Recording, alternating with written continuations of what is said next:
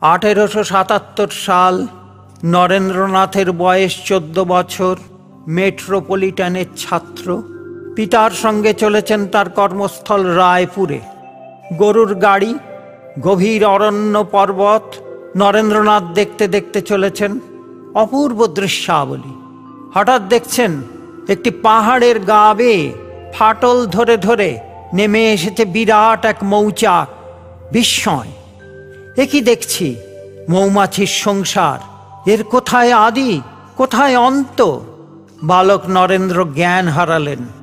হয়তো এইটি তার প্রথম সমাধি। এরপর দক্ষিণেশ্বরে ঠাকুরের কাছে দ্বিতীয়বার। ঠাকুর বসে আছেন তার ছোট খাটে।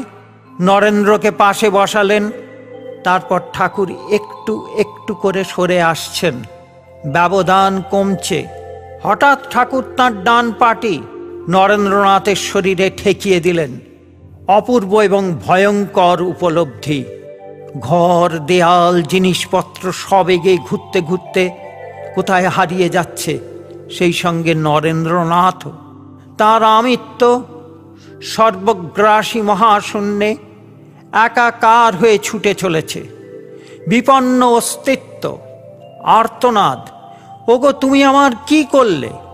ঠাকুর বললেন, বুকে হাত রেখে বললেন, তবে এখন থাক, সমাধির চাবি আমার কাছে রইল, পরে যথা সময়ে।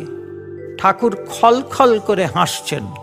নরেন্দ্রনাথ অনন্তের অনুভূতি নিয়ে অনন্তের খণ্ডাংশে ফিরে এলেন, যার নাম জগৎ। ঘোর রয়ে গেল 1 মাস।